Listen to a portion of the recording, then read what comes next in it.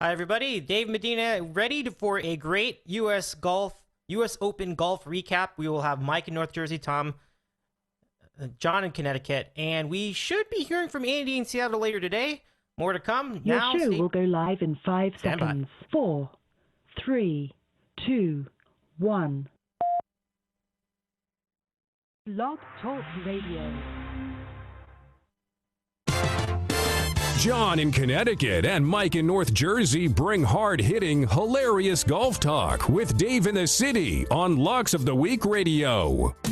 Coast to coast, internet sports talk, Locks of the Week. Doc Rivers continues to time and time again not get it when it comes to getting... Oh! Let him play! How Connecticut are you? Are you wearing khakis and a polo? Regarding Lynch, who cares? What was he going to do today? Was he going to address each reporter? Oh, thank you for the question. Cap ran through the entire Yankee lineup, but he left out one guy, and his name is Alex Rodriguez. I like to try and forget about him because. From Los Angeles, this is Dave in the City, brought to you by Locks of the Week Radio. Now, here's Dave Medina. Good evening, sports fans, and a pleasure to have you here for the big Wednesday show on a U.S. Open recap podcast from the Dave in the City studios in sunny Southern California. It is great to have you with us tonight for this special U.S. Open program. Joining us for our program tonight, John in Connecticut and Mike in North Jersey, as only they can, breaking it down and telling it like it is. And our plan tonight is to cover golf for the duration of the 2 hours tonight, as much as we can, because there's a lot to cover. This has been quite a dubious event, but a good event. A lot of fun to be had, but a lot of things to be disappointed at with this year's U.S. Open. But first, let's get to the basics of it. Jordan Spieth wins his second major in a row. After winning the U.S. Open earlier in the year, that means that he is halfway to a Grand Slam for the year 2015. That's the first thing out of the box. That's a big story. He played very well on Sunday. Had a big putt on 16. Really was great, but he almost blew it because he had the bogey. I think it was a double bogey even on the next hole, and it looked pretty bad. In the meanwhile, Dustin Johnson, who I just forever been picking fun at because he'd always be choking big leads, choking any kind of lead in a golf tournament, was making a comeback. He was really starting to fire it on, had birdie after birdie, and he was heading down those last two holes, and he had a very legitimate chance of at least tying the score. Couple things happened. First, Jordan Spieth really went for it with the driver, or not with a 3-wood. Well, he went with a wood. That was big time because he got the birdie that he needed on the next hole, on the final hole, to get himself that one-stroke lead. Johnson goes to, and this is the last round of the tournament, as you probably know. Johnson gets the ball on the green in 2 shots. He has a 12-foot putt to win the U.S. Open outright because he's down 1. It would have been for eagle.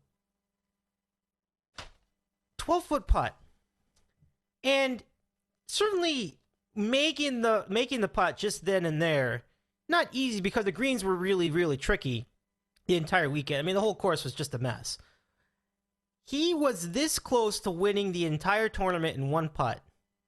He misses it, but worse, as my dad pointed out when we were watching the final round on Sunday, he didn't just miss, but he went too long, which created a way more difficult putt to tie the score and force an 18-hole playoff the next day. He just needed to get the thing just a little bit closer to the hole. He didn't have to hit it all the way in the cup. It just needed to get to the... If you miss, you had to miss it short so that you have a relatively easy putt. The guy ends up panicking. He hits the thing too far, and he ends up with a 6-foot putt. Still makeable, obviously not too difficult, but as only Dustin Johnson could. He missed the putt outright. Didn't even come close on the final putt to save save a birdie and tie Jordan Spieth. And even Spieth couldn't believe it. He misses the putt outright. Twitter goes bonkers. And Spieth right there wins the U.S. Open because he couldn't get that extra putt. The putt was like 3 feet. It wasn't a gimme. It had a weird roll to it, but it was 3 feet. Amazing. Amazing. So Dustin Johnson with one that he's gonna have a tough time living down, and Jordan Spieth wins the U.S. Open for 2015. What a tournament it was. But certainly one with moments to forget as well. The Fox Sports coverage, certainly not well regarded amongst the media. And now we will get to some other fellas who will have their say on this tournament. We start with the first of our 3 guests. He is John in Connecticut. He joins us now on the program. John, welcome to the show. How's it going tonight? Doing great, Dave. Thanks for having me back on. It should be very interesting. Lots to cover, and great to be here. Yeah, it's a good time. Now to our second of our 3 guests. Andy has checked in. We now go to to Mike in North Jersey. Mike, welcome back to the show. How's it going tonight? I'm doing pretty well, Dave. Hoping that the Devils get a good draft selection tomorrow. And I guess the theory that it's impossible to win multiple majors these days because the fields are too deep has been proven to be completely false, because we now have 2 players who currently hold every single major. Yep, that's right. We have the 2 back-to-back majors that Spieth won follow the 2 back-to-back majors that Rory McIlroy won. And we'll get to Rory McIlroy in a bit because he had a really nice run himself. He was really making a charge, which is pretty impressive considering how bad his score was about Saturday when things were going on. He had a monster final round. Now to our 3rd guest who's parachuting in, and I thought this was a great addition to our panel tonight because he is local to the area where Chambers Bay Golf Course is located at University Place, Washington. He is Andy in Seattle. Andy, welcome to the show. How's it going tonight? Oh, doing well. A great Wednesday night. Glad to talk golf with 2 real experts of the subject matter. And even though it might be a little Heyman style regarding golf is always good. So, yeah, fun times, good tournament. Absolutely. And so we start with the ending of this tournament. The final hole, the final collapse. I mean, there's a lot to talk about tonight. And if any of you 3 have other subjects from the U.S. Open to bring up, please share. But I'll go through the basics right now. Spieth, of course, the winner. He was as shocked as anybody else watching this moment unfold. We'll go to John first. Let's chat about this final round. The meltdown by Dustin Johnson. You know, this has been his career. I'm just amazed, but I still was amazed that how does he do this? I mean, can you believe what you saw on the final hole of the U.S. Open, John? Yeah, it's pretty insane. I mean, really, when you think about it, like the whole last, half hour of coverage was probably the craziest thing just like ever seen in golf. I mean, on the 16th tee, he and Brandon Grace are tied. You think Johnson has completely knocked himself out of it because he couldn't putt before that. The putt on 18 was actually, there was a lot of foreshadowing earlier on the back 9 when he missed 2 or 3 putts of a similar length. So you could kind of see that coming. I'll get to that in a minute. But on the 16th tee, you have Spieth and Grace tied. Grace really hasn't missed a shot all day, and Fox hasn't even shown like one of his shots. It's one of those deals where you're expecting to say, oh, by the way, Brandon Grace has won the U.S. Open. But in any event, he's in the railroad track, so he's out of it. He makes a double bogey. He drains a 30-footer and is all pumped up, and he's got a 3-shot lead, and you're like, oh, my God, give him the trophy. And then the next hole, 17, he hits the worst iron shot of maybe his career, ends up making double, and then the crazy sequence that you described on 18. And it just all happened in literally the span of like a half hour. To be honest, when I saw Dustin Johnson on the 18th green, like his practice stroke for that 12-footer, like he barely moved his putter. You could tell he was so nervous. Then Jason Day putts. And like he was really having a hard time deciding whether or not to have Day putt out or finish or mark the ball or whatever, you could just tell Johnson was nervous. And then as soon as he touched the ball by 6 feet, and I said to myself, he's missing this. I mean, this is what happened on the back nine prior, and you could just see it coming. And, I hate to label him a choker because he's won every year on tour for the last 8 years. I mean, he's incredibly talented, but he just has a knack in these majors for just coming up a little bit short, and this is going to take a little while to get over. I mean, that was just brutal.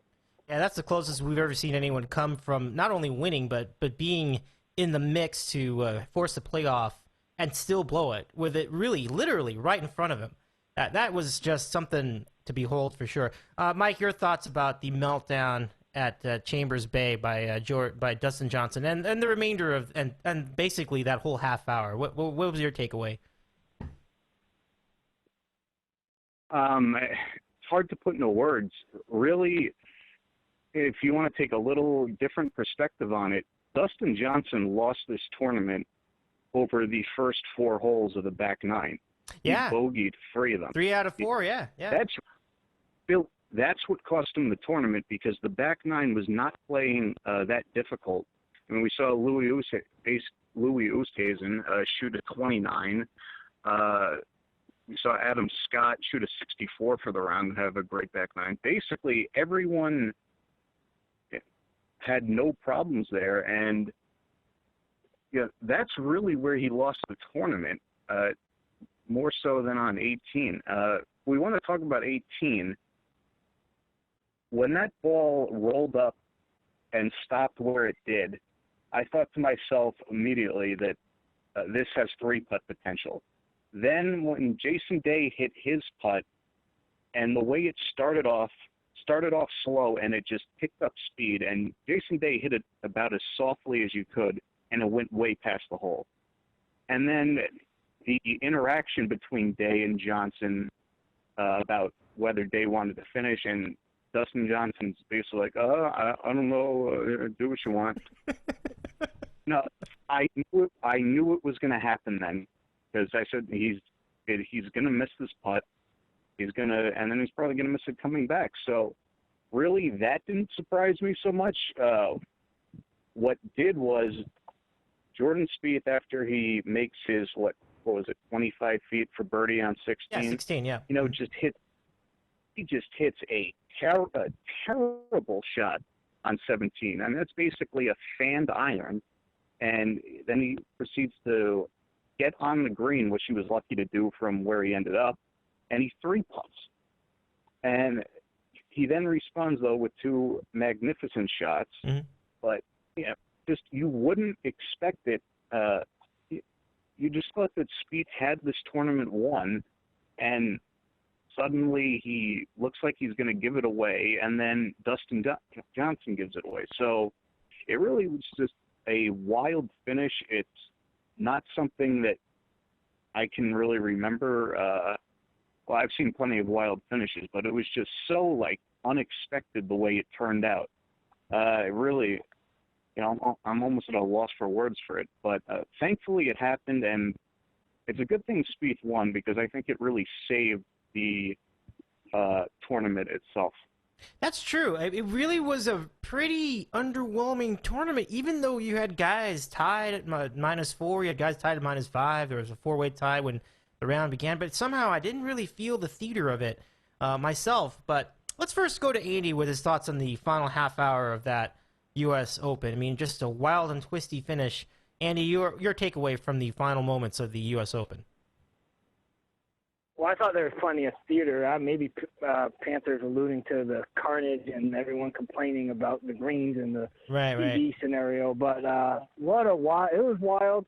Here's the thing. The back nine of a major, it's good iron play. There's good drives. There's brains. There's tightness. They all get in the mix. And Spieth had his tight moment on 17 when with the double bogey scenario when he had that putt to make bogey and he missed it. That was a really short putt.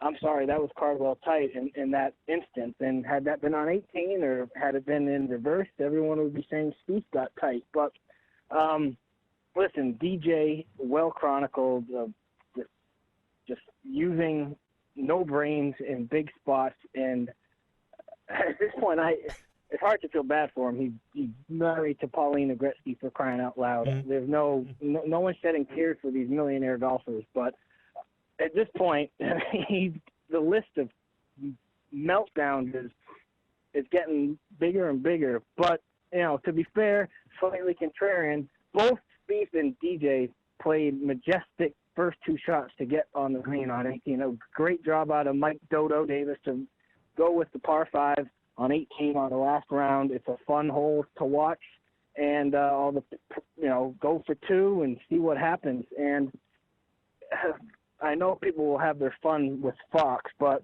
I thought if you weren't, the average Joe six-pack guy on Sunday, if he's watching the golf and maybe just watching with, 1.5 eyes and 1 ear, he probably has no clue that Dustin Johnson has a chance to win, because all they were talking about is how no one's ever birdied 18 in the U.S. Open to win by 1. That was a narrative when Spieth birdied 18. That's all they were talking about. No one was really even mentioning Dustin Johnson birdieing 17, and all of a sudden, all 3 of us, or 4 of us on the podcast probably knew what was up, but I bet a lot of other people had no idea that Dustin Johnson, even though he looked like a fool in the beginning of that back 9, was right in it after he birdied 17. So it's not the best storytelling by Fox on that back 9 Sunday night. Yeah, no, concur. I agree with you there. I mean, Fox's coverage really was not catching the action. I mean, they were following guys, but they just seemed to be focused too much on one guy, and they just would keep missing other guys. I mean, it's really true.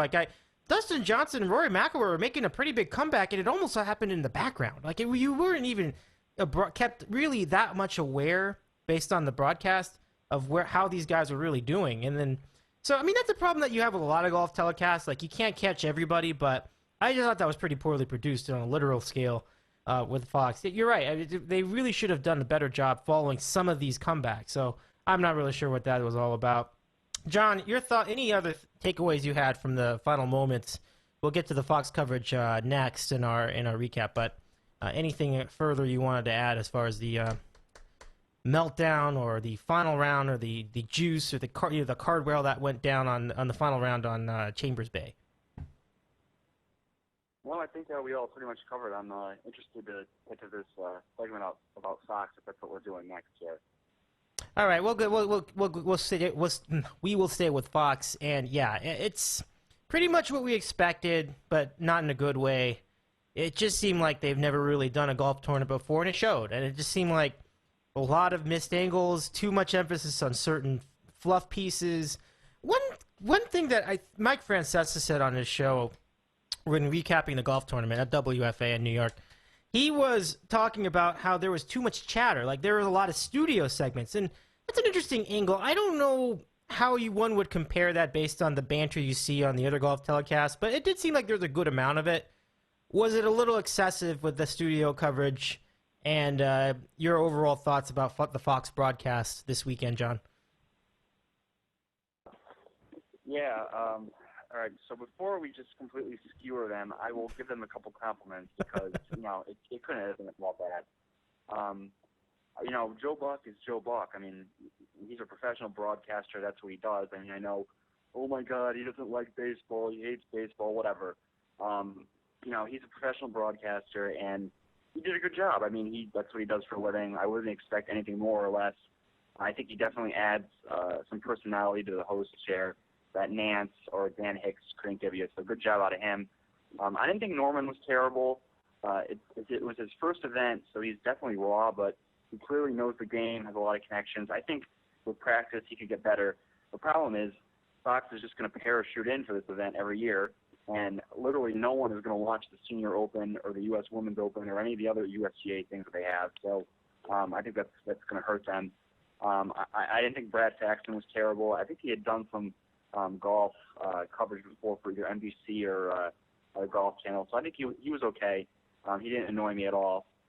You got plenty of hours of coverage, 12 hours each day, which was nice. You got to see the course and everything.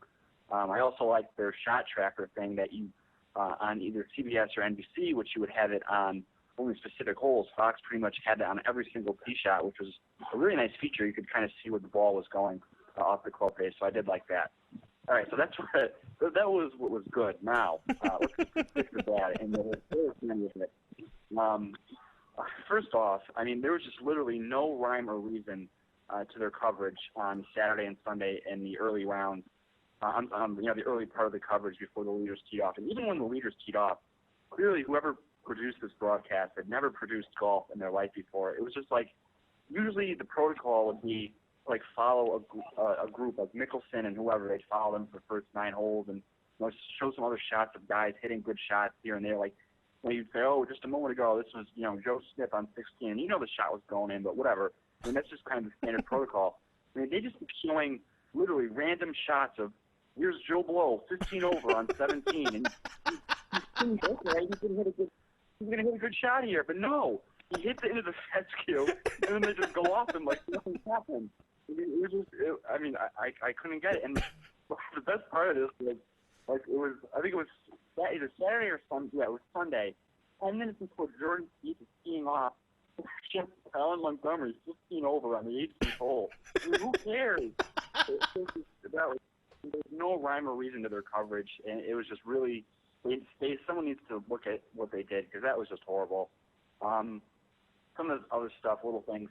Kurt Menefee needs to stay as far away from a golf course as humanly possible. He was terrible. I don't know what he's doing there covering golf. They could have had someone else host the studio. He had no clue what he was doing. Same thing with Holly Saunders, and I'm disappointed because she usually does a good job on the Golf Channel, but her interviews, I mean, come on. The first thing, you got the U.S. Open champion right there, and she asks him, how are you feeling, and would you have another outfit for Monday if you played? I mean, seriously, that was just pointless. I pretty much thought Tom Weiskopf was drunk all week in the tower. When we went to him on 18 after the tournament was over about Dustin Johnson's collapse, he gives this gem of wisdom. Well, it is what it is. Well, thanks, Tom. Pretty much everyone in America could have told you that. Let's see who else here. Steve Flesh. Oh my God. I think every single time I picked up on this, and then it became really annoying. He started everything he called. He'd be like, Jordan Spieth now, Dustin Johnson now. It's just like, shut up, forget it. We know who's hitting the shot, okay? And the last thing, it's like they didn't have enough announcers. It was just, I don't know. It's not like where each announcer had their separate hole. It just seemed really discombobulated. And they had on-course reporters there that they didn't even use. I think Julie Inkster talked once the entire final round. Wow. I don't know what group she was following. I have no clue what she was doing there. And then all of a sudden, Greg Norman's talking about how would you play the greens, and they say, "What do you think, Julie?" He chimes in for 2 words, and then that was the end of it. And you heard her once in 6 hours. So there you go. I covered a lot of stuff, but those are just some things that I caught with the Fox coverage. I'm sorry, I just took a lot of time, but those are my feelings on the initial year for Fox here. No, I know that both you and Mike have a lot to say about the Fox coverage, and it was pretty mismanaged from my cursory inspection. Now, you guys know we see way more golf than I do, so if I felt that way, I imagine you did as well. So, Mike, it is now your turn to break down the Fox telecast coverage. What did you make of the broadcasts this weekend? That sometimes in life, when you get what you wish for, you end up regretting it. I said that I never wanted to see Chris Berman broadcast a U.S. Open again. Now I will gladly take him back next year. Please. Bring him back. He can be the lead announcer for all I care. Just get NBC back. And, Berman can do whatever he wants. I can put the TV on mute, and at least it would be better than what Fox did. Wow. The first 2 rounds, the way they covered it, they showed so few shots that you probably saw more shots in 3 hours of the Masters coverage than you did in 11 hours with Fox. What would happen is, that's just noticing every week, is that they are very quick to go from shot to shot to shot. If you're watching on the Golf Channel, NBC, CBS, that they really have that down well. They're able to get around quickly. unless of course the world's number 205 is playing, and that case they just come walk around. With this, what they would do, they would pan to a player as he was preparing to hit his shot, like going through his routine. They would show him hit the shot. They would where it would end up, and then his reaction. So it was like there was so much of watching the player set up to hit the shot, and then watching his reaction and how he would his conversation with his caddy afterward. So instead of quickly moving around, you just had these very the sequences just were very long, and as a result of that, you saw so few shots. The camera angles, excuse me, a lot of times they were far too zoomed in on the fairway where they thought the ball was going to land. And as a result of that, it was hard to get a good idea of where the ball was, like, in relation to the hole. It should have been, the camera should have been further back. You would have had I couldn't tell a lot of times, well, is he on the left side, the right side? What's his angle going to be like? I had no clue. And this really showed up on Sunday. I remember Rory McIlroy on the 13th hole. It was or maybe it was the 14th hole. There's a mound that was 300 yards from the tee, and McIlroy hits his tee shot, and the camera, after he hits his shot, is pointed at the mound pretty close. And they don't see the ball. And Joe Buck goes, it must have gotten stuck in the mound. And I'm thinking to myself, wait a minute. McIlroy tattooed that off the tee. He's going to carry it easily, and it's definitely over the mound, and the camera just missed it. And then sure enough, when I think they went to the break, they come back, McIlroy's 50 yards past the fucking mound. So, come on. So, and I don't know how much more I can add about it. I think John really covered it perfectly. It was clear that whoever was running this had no clue what they were doing. There was no rhyme or reason to anything. Luckily, the end of the tournament was coming down to 2 players, so it really didn't matter then.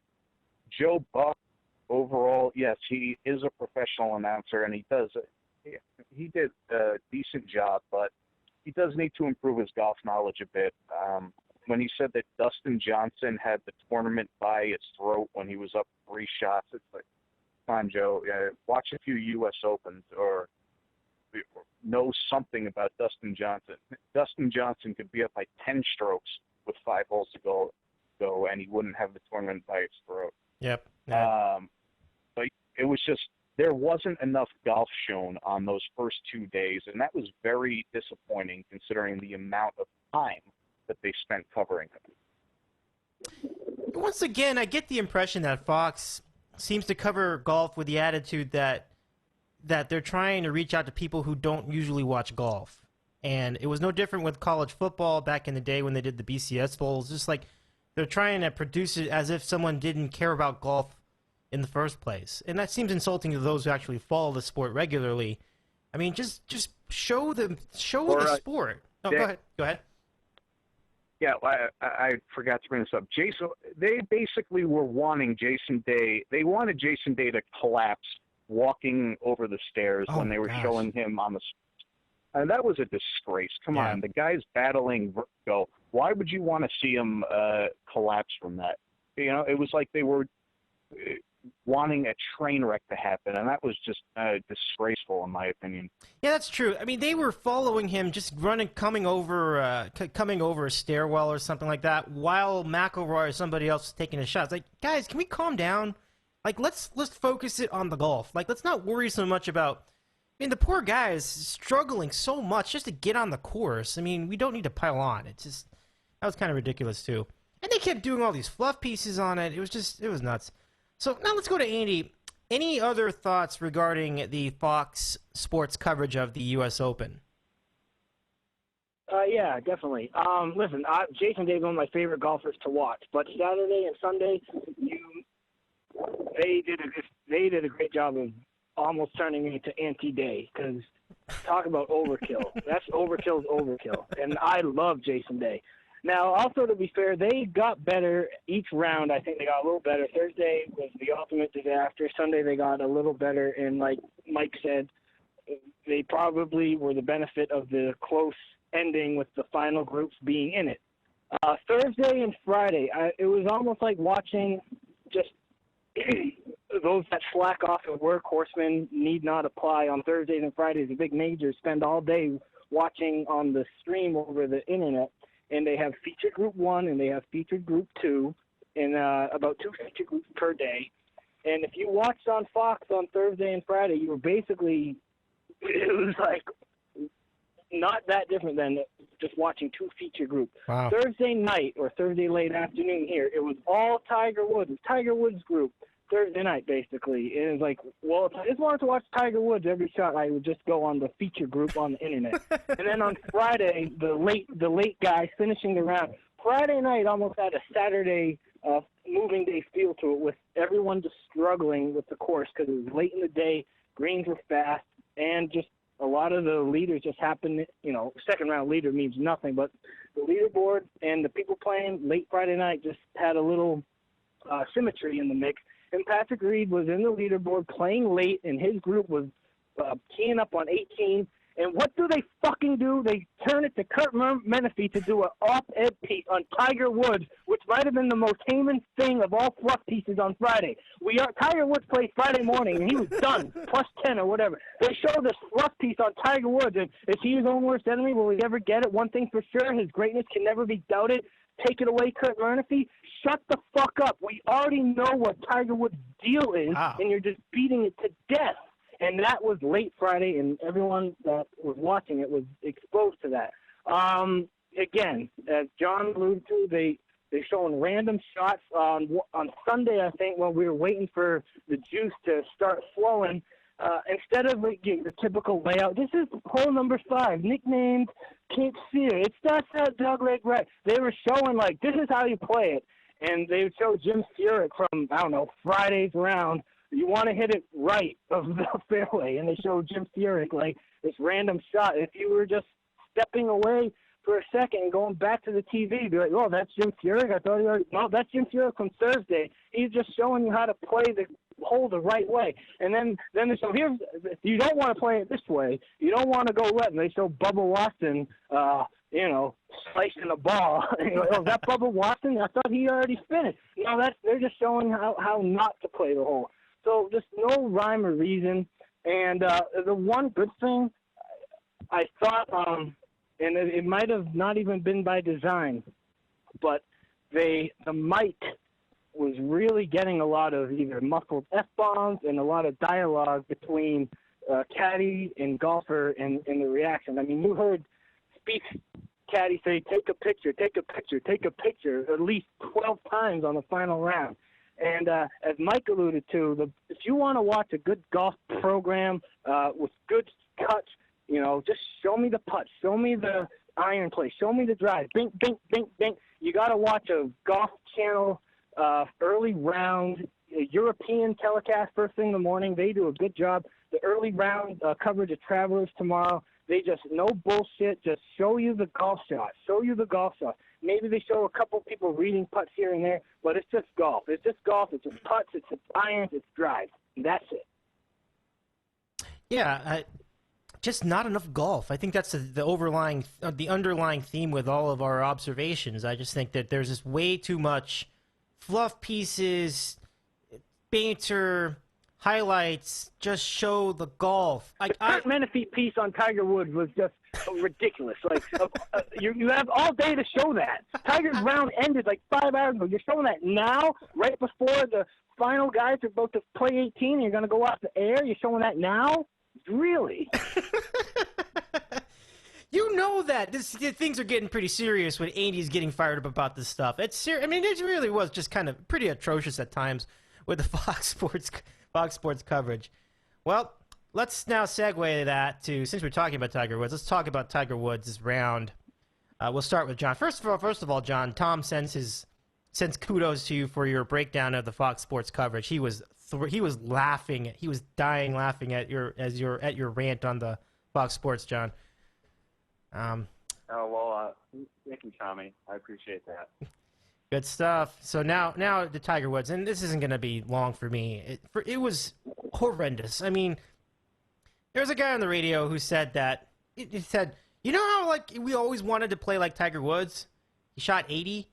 Now you can. So it was pretty bad. 80 on the first round, 76 in the second round. That's as bad as it looked. It even looked worse than it was on the scorecard. And really, I think if it wasn't obvious before, we're getting to a point where Tiger Woods' ability to compete in major championships has pretty much ended. So, what is your final words? Because I feel like this is going to be it on Tiger Woods in majors. Maybe he'll be back at the Open. I have no idea. But what did you make of Tiger Woods' round or two this weekend, John? Well, Dave, don't mush him. I mean, he's going to come out and shoot 20 under now that you said that. But, I don't even know if I can save him, but go on. yeah, I mean, like, why are we even talking about him? Like, okay, he shot 80. Let's talk about Rich Berbian Jr. He shot 83. Let's talk about his round. I mean, yeah. He's just as relevant as Tiger was.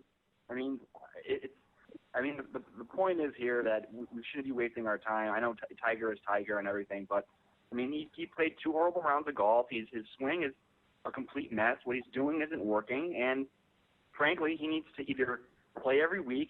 I said to my dad, I mean, he's never played here in Connecticut at the Travelers Championship. This would be the perfect year for him to fly in, play. He'd probably make the cut here. If he couldn't shoot, 10 under on this course, I mean, he really sucks because the Travelers course is exciting, but it's pretty easy. Let's be honest. Yeah. It'd be the perfect year for him to come in and work out some kinks and get some rounds in, but clearly he's going back to work or hit balls or whatever. But Notah Begay says he's close. His swing is close, guys. It's what he does at St. Andrews. But what he's doing isn't working. He needs to either play every week or he needs to stop for 6 months or a year until he actually knows that he can make cuts. Because frankly, he's just about embarrassing himself. Because when he only I can't imagine that Ricky Fowler would ever shoot that bad. He actually beat Ricky Fowler on Thursday's round. He beat Ricky Fowler and Rich Berbian Jr. On Thursday, which is very sad. So that's all I have to say about Tiger Woods. Yeah, that's pretty bad by Ricky Fowler, too. I'm a little disappointed. I thought he was going to do better, but 83, I think he had in one round. It was pretty rough.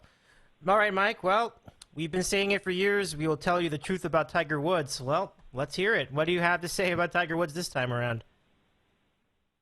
I don't have very much to say other than his decline is now even worse than I expected. I thought he'd probably be inconsistent, very inconsistent over these next few years, but he might have a chance to win one more major. He's completely done. He is Nick Faldo post-96 Masters, or he's Johnny Miller in the 1980s, where you go from being a good golfer to just, there's no point of you even showing up to play with how bad he is. So I'm not going to continue to waste time talking about him. All right, so Mike not piling on. Anything to add, Andy in Seattle? Yeah, not too much. I think it's sad. I watched him play last night on the Golf Channel, the 2000 British Open. It was 15 years ago, and that was when Tiger was Tiger. He was blowing out everyone away. Thomas Bjorn, Saturday was like everyone playing for second place. That was when Tiger was Tiger. That was 15 years ago. Mm-hmm. John Heyman reporting. But it's the fact that he actually devoted a lot of practice time and preparation and still played as shitty as he did. It's got to be mental. Listen, I'm not a huge Tiger hater. I'm not a Tiger slurper either. But if it's this mental, then he's just beyond washed up. I hate how everyone still talks about him, and it's Brandel Chambly has to chime in every week. You see these golfers on the senior tour like either Colin Montgomery or Bernard Langer or Rocco Mediate or all these guys. They still compete week in, week out on these senior events, and some of them play in the in the majors, and they compete, hang around for 1 day or 2 days, and Tiger's still like 15 to 20 years younger than these guys. Like, he's not. I think some of these old guys would have done a better job than Tiger on last Thursday and Friday. Like, if Tiger were to play Augusta next year, he might be like that guy Sandy Lyle or whoever that shot like 97 at the first round. Like, it's that bad. It's that mental. And what the hell was I going to say? Oh, I know Francesca dismissed it, but bad energy oozes. And Tiger's bad energy on Thursday and Friday might have screwed Louis Huey. You know, he shot like a 77. He was surrounded by negativity. Even Ricky Ticky, I think you could attribute his shitty round to Tiger. But that's all hindsight, right? Yep, and the hindsight is most definitely 2020. All right, good stuff, fellas. Let's now get into the course, because it was the most talked about part of the tournament other than the final round. Chambers Bay not winning a lot of awards with the media. And I kind of looked at it, and it had that Lynx look. I'm really looking forward to Andy's thoughts on this, but we'll start with John first. John, Chambers Bay was largely criticized and mimicked and ridiculed and mocked by pretty much everybody. Did you have issue with it? Did you feel like it was a competent course for the U.S. Open? What are your thoughts about Chambers Bay? I really didn't have that big of a problem with it. I mean, the only thing that I thought was a little gimmicky was like on each hole, it was like, you know, you could hit your ball like 40 yards, you know, behind the green or to the right of the green, and it's like a pinball machine. You just feed the ball into into the hole off the slopes on every single green. I mean, 1 or 2 greens like that is okay, but it just kind of got annoying on every single hole. That it was like that. But that was the only thing that I really didn't like about the course. I mean, the greens are the greens. I mean, every single player is on putting on the same greens. It's not like Billy Horschel was playing a different course than Jordan Spieth. I mean, he pretty much psyched himself out, or guys that were bitching about the course pretty much psyched themselves out, and that's why they shot 5-6 over par. And Jordan is holding the trophy because he, you know, embraced the challenge and was mentally tough enough to complete the event. I mean, I don't know. When you hear golfers, multimillionaire golfers, bitching about the condition of the greens, I mean, shut up. I mean, come on. It's just ridiculous. Seriously, it just really nerves me to no end to hear that. I mean, I think all 4 of us would love to play on a course like that. Andy has played on the course, and it would just be a treat to even play on that course. And I don't know, it just really bothers me when they're complaining about the greens. I thought the course setup, I thought the whole par 4, par 5 thing was a little stupid. They should have just kept it of 18 of 5 and 1 of 4 the whole week instead of going back and forth. So that was ridiculous. But in terms of just the course itself, I mean, I thought it had a lot of interesting holes. The scenery was great, and USGA really set it up for conducive to an exciting finish and scoring on Sunday. I think the lowest scoring average round was on Sunday, and I think that's what you want. You want excitement and birdies and that kind of stuff on the back nine, and I think they did a good job with that. So I'm going to just take the players' complaints with a grain of salt, and they're just going to have to mentally prepare and for it next year, because next year the U.S. Open goes back to Oakmont, and if I recall, the last time they were there, Angel Cabrera won with I think he was like 6 or 7 over, and you know what? They'll be bitching about the length of the rough next year, so we can't please everyone.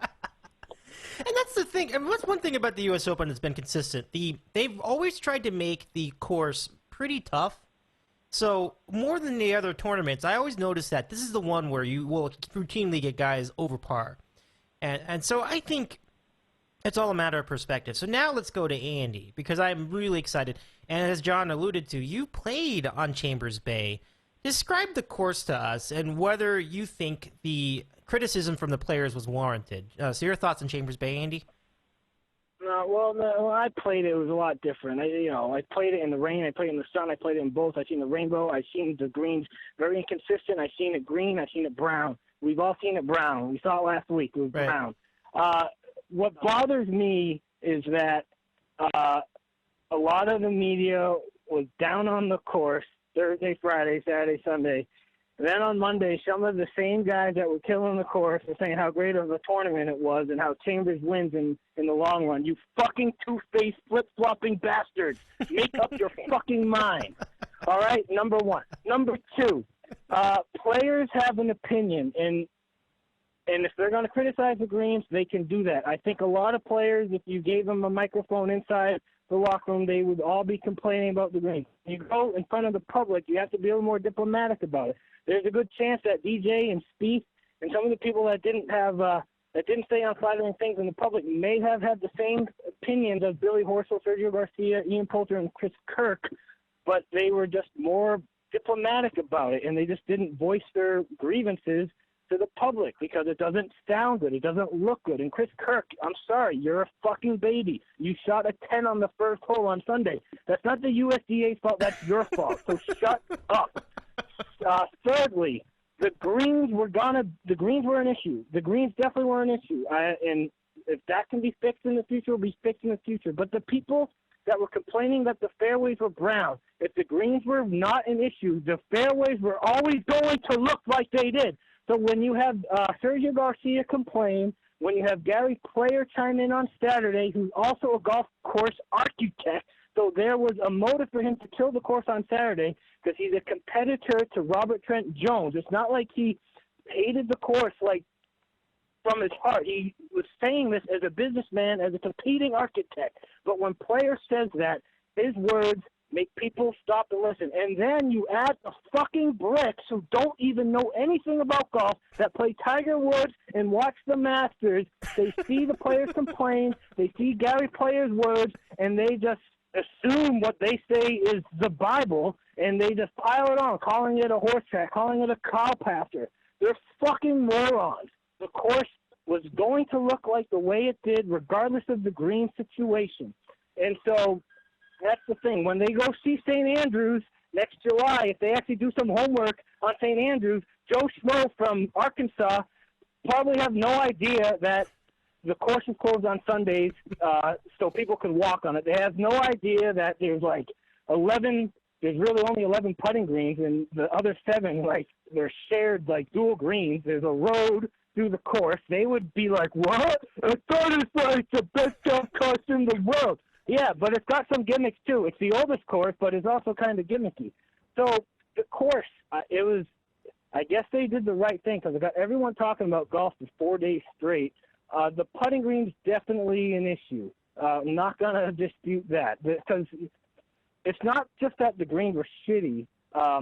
It was just some were fast, some were slow, some were bumpy than the others. And as John already said, though, everyone's putting that same. It's not like anyone had an advantage over the other player, even though Brandel Chamblee tried to say it did. Well, at 3 o'clock, there might only be 3 blades of power in the fescue, but at 5 o'clock, there might be 10 blades of power in the fescue, and he just got too little scientific. Like, I'm sorry. And the other thing, I know I'm rambling, these people were on site since Sunday, so part of me is wondering, like, if they all had these bad, negative thoughts. Obviously, why didn't they say it on Sunday, Monday, Tuesday, Wednesday? Is it because they didn't want to, ooze negative before the first round? It's like after the first round's over, now we can unleash all the negative. Now we can address the elephant in the room. Frank Novolo was here the week before doing a walkthrough, and he tweeted, they didn't cut the greens to championship levels. That's why I didn't notice the bumpiness at the time. So I don't know. I think you had a lot of media. You have Twitter. Everything just gets multiplied. And I think Gary Player's words on Saturday really amped up the negativity around the place. And obviously the locals here are sensitive to it. And the the spectator views, that's a fair criticism. But it's just the layout of the course. If they can fix it, they can fix it. But it's not a flat course. So the spectator views was definitely an issue. You made an outstanding point about Players' association with being an architect of the course. I didn't really pick up on that. That's a really good point out of you, Andy. Great job by you. It's interesting. Has he done courses that are in the U.S. Open, Andy? Like anything you can think of off the top of your head?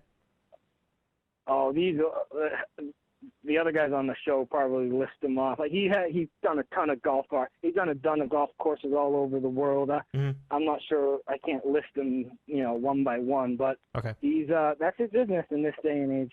Yeah, good stuff. All right. So now to Mike in North Jersey, and if you have any enlightenment on that, on Gary Player's courses in the U.S. Open, I'd be interested to hear that too. But first, let's get your thoughts about Chambers Bay. Did you feel the same as John and Andy regarding the course? I don't think there's any issue with the course. The issue was that the USGA had a vision for how the course would play, and it wasn't possible to achieve.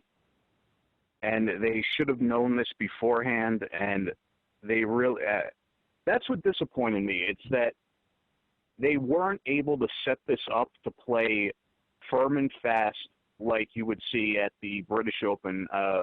Because if you remember when Phil won in 2013 at the trophy presentation, they said, "Oh, we were glad that the weather this year allowed the course to play the way we want it to in a British Open, which was extremely firm and fast." Now, that's what they wanted to do here, and they thought that it was going to be possible, but it wasn't. The fact is, excuse me, guys. The course they would have been better off just maybe having the U.S. Open there and having it the course set up the way it would like when Andy would play, just as a regular setup. They're so concerned trying to protect the par that they, I don't know, it's a course that has a lot of potential, but they're going to have to redo the greens now if they ever want to get a tournament back there. And they're going to have to probably redesign some parts of it. But the USGA they really did not know what they were doing here. And, that's really what disappointed me. We didn't get this true links experience, which I was actually looking forward to, because with like Whistling Straits, when that first opened, they were thinking it was going to be a true links course, but it turned out it wasn't. With this, they were saying it was going to be a true links course, and you know what? It actually was. In the practice round I saw on Tuesday and Wednesday, I saw shots getting hit, bouncing forward with incredible speed. Mm-hmm. But they realized then that this is going to be impossible. If we have the course this fast, the fairways this fast during the round, it's going to be unplayable. No one's going to break 80. So they had to just absolutely soak the course with water to slow it up. And as a result of that, you had a much different course from what the vision was. So this really was an example of the USGA. They've tried to change things, going to like non-traditional venues. They pushed it a little bit too far here, with the holes that could be set up in such different ways. It pushed the envelope too far, and they got themselves into a situation where they weren't able to control the course to a degree that to like any sort of degree. This probably wouldn't be a problem if the USGA wasn't so obsessed with trying to protect par. It's not going to end the world if someone wins a U.S. Open at 18 under par. It happens all the time at the British Open, and the Masters has low scores too. So I think that if Chambers Bay was set up for, let's say, a PGA championship, it would have played much better. And I also think that they rushed into awarding the course the U.S. Open before they knew how it would react, and how it would play, because the issue with the greens has to do with poa annua grass, which is actually a weed, and apparently, read some stuff about this. Putting the fescue on the greens, that makes the Poa Ano much worse. So it's stuff that they should have known about, or that they should have taken a couple years to realize that these would be issues, and before they did it. I think they just kind of rushed into it. I'd love to see a major there again, but there would have to be certainly a different vision, and the greens are going to have to get resurfaced. Yeah, that's really too bad, because it looked like it had, from the surface, it looked like it had the visual format of a very, very aesthetically pleasing course. And I've seen some pictures of it. It looked greener, you know. I saw that, and it definitely reminded me of the old country where they would have St. Andrews out in the UK, you know, things like that. It really did remind me of links golf, but it didn't play like links golf, and I think that's just too bad. I really do. So, anybody else want to offer thoughts about Chambers Bay? John, anything further you wanted to add? Andy, anything on your end? Let's go to John first. John, anything else regarding the course? No, I think we pretty much covered all angles there. I enjoyed Andy's take as as someone who's played the course and knows how it could look differently. That was definitely interesting. Definitely, absolutely. Yeah, Andy, did the greens bounce around like that when you played? Was it more stable at that time?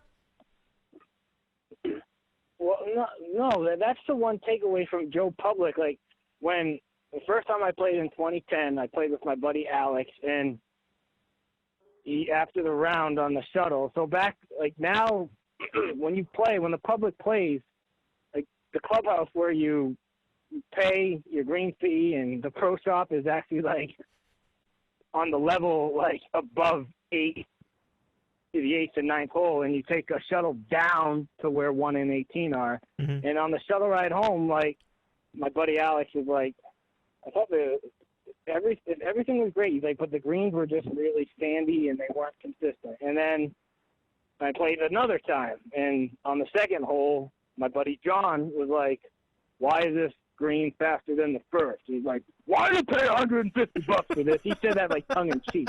And then the third time I played, like, again, everyone had the same reservations about the greens. Like, and it's not like they weren't like super slow, and they weren't bumpy. At least I didn't notice they were like uber bumpy. I just thought it was really strange because everyone that's played golf is used to a putting green that looks, quite immaculate, even if it's a public municipal course. The putting greens are always, they look very nice. Mm-hmm. And here, as I explained to my dad and to other people, John and Mike have played on golf courses where the greens have just been aerated, and you don't want to play like a week after. But even after 2 weeks, it's not a bad roll. But when you pick up the ball has like sand. It's got like a little gritty texture to the golf ball. It's like sand, a little blades of grass. And every time I played at Chambers, when you pick up the ball, it had a little grit on the ball. And I was like, this is kind of weird. It's not wet. It's not, the greens actually aren't aerated, but there's a bunch of shit on my ball.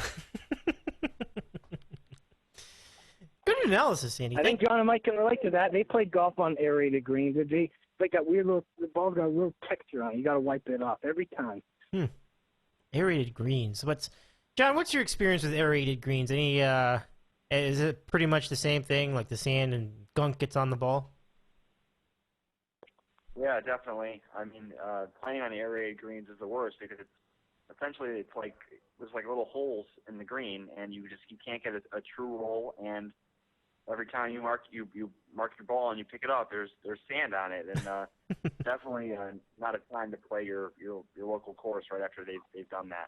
Yeah, I've seen that. I mean, I don't play very much, but when I do, sometimes I see there's a lot of sand on there. It's kind of like when you hit a shot and you have to fill the divot with the sand. It's a little bit like that, but like all over the green. It's a little weird. So let's just throw it to Mike. Any thoughts about aerated greens that you wanted to contribute? Listen, all three of us are playing on public courses. I don't think, as far as I know, John and Andy are not country club members. Right. So we're used to inconsistent greens. Right. It just happens, and you have to deal with it. At some points, some greens are going to be faster than the others. You hope that they're close to consistent, but, especially on a public course, sometimes they just don't have the money to really do it. Like, my last round of golf, I had an eagle putt on a par 5, but it's the lowest point of the course, and I played there. It's called Terry Bray. It's in New York. Mm-hmm. And the green was basically in standing water, and I had to putt through mud. So, yeah, well, at that point, it's just like I didn't really care with that. But with the pros, they're so used to it just being absolutely perfect and immaculate, and even country club members, that if the greens are any bit inconsistent, they flip out. Well, I can't handle this. And most of the time on the PGA Tour, when you hear them complain, it's like, shut the fuck up. I remember being at the Barclays in 2012 when they played it at Bethpage Black, and on the Saturday round, they were complaining that the course got out of hand. It wasn't out of hand at all. It was just you were getting a firm first bounce, and you had to play your shot a little bit further back. Oh, no, it's unfair. It's unfair. Oh, these guys love to whine, and, it's tough to take sometimes. Yeah. It really is. But it can be, yeah. Well, great observations by all of you on this, on the course, and on aerated greens and the nuances of bouncing the ball. This is what I was really looking forward to tonight on the podcast, because I was very interested to hear how a course like this would play, and just some of the details that were revealed by Andy, John, and Mike were great. So let's continue our discussion. Let's get to some of the other players from the tournament, and I want to highlight a couple of guys. First, Louis Oosthuizen. That guy had, what was it, like +3, and he rebounded greatly, and he finished in the top. I think he finished in the top 5. I think he finished in second place.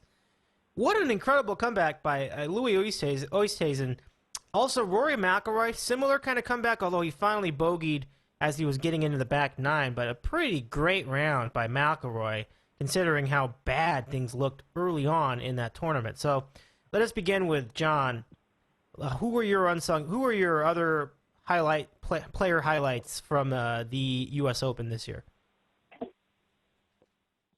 Yeah, Oosthuizen, it's crazy. I mean, I think Andy was right with what he said before. He was basically sucked into the black hole that was Tiger Woods and Ricky Fowler on Thursday. He shoots 7 over. Mm-hmm. He's, I believe he's 9 over through his first 20 holes or something, and he finishes the tournament 4 under, which is unbelievable. If you take out that, obviously you can't, but he just played, 3 or 4 over on day one, like the average score, and he wins the tournament. I mean, he had a stretch on, I believe it was Saturday, where I'm trying to find out what his round was that day. I think it was, he shot 66 on Saturday, and he missed at least 4 or 5 birdie putts inside 10 feet, which goes back to what we were talking about with the greens.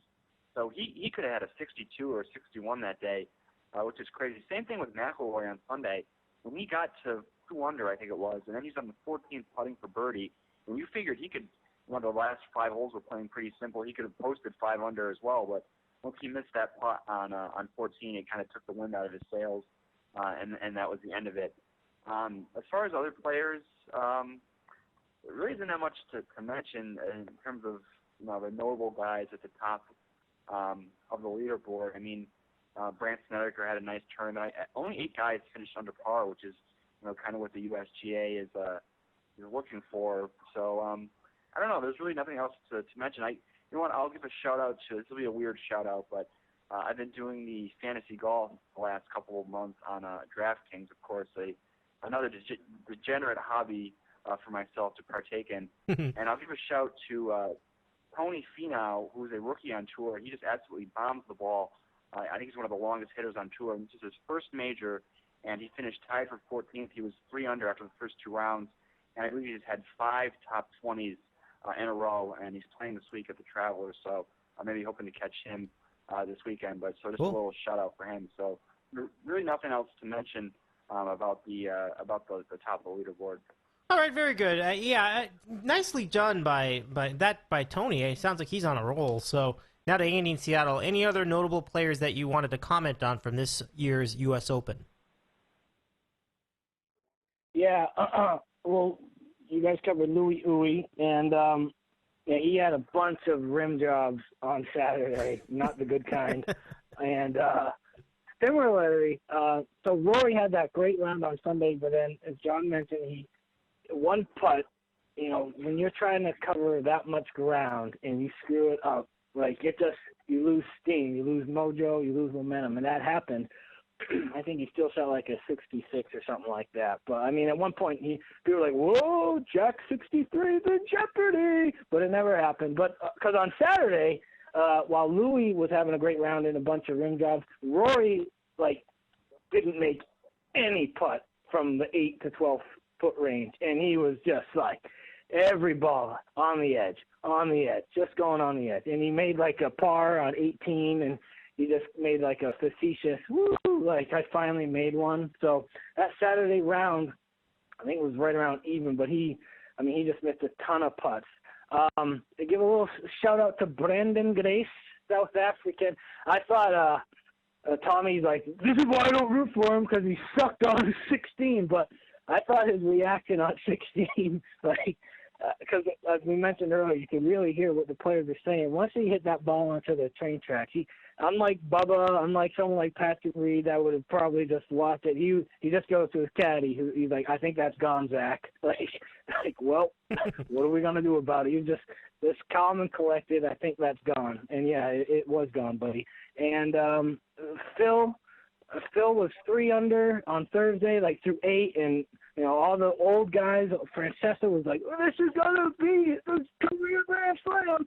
And he went from 3 under to eventually 7 over at one point or something. And on Fox still kept showing him and just Phil's body language on the Saturday and final round. I think he even missed one ball at one point, and he just looked he looked, for lack of a better description, he just looked like an old goose that his flock had left him. He just wandering around aimlessly. How did it get away from me? Well, you didn't have a good round Friday. That's how it got away from you. Yeah, that fell apart pretty quickly for Phil Mickelson. But he had his moment. Oh, by the way, that's a good, interesting segue. We'll get to it in a minute. But first, let's get to Mike. Let's get to Mike. Your notables from the U.S. Open weekend, other than the leaders that we discussed. Any other persons you wanted to highlight, Mike? Yes, I think we need to congratulate Colin Montgomery, considering how morbidly obese he is and his age, that he did not have a heart attack and die and was able to complete 4 rounds of golf on that course.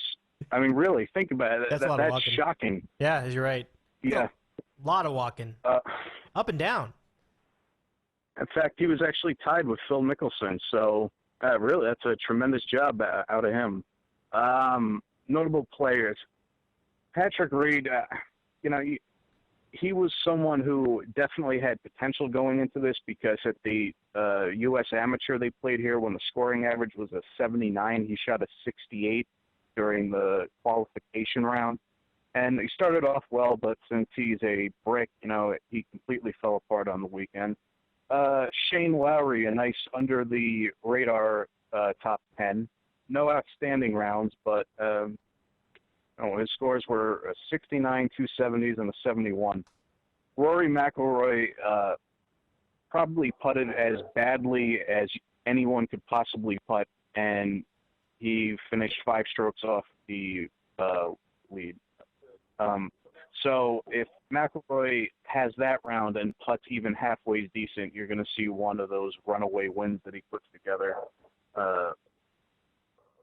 And let's see, Phil, I think the clock has struck midnight for him. He looked like he might have had a chance for one last hurrah in the 2 previous majors, but this result and the fact that he's now 45 years old,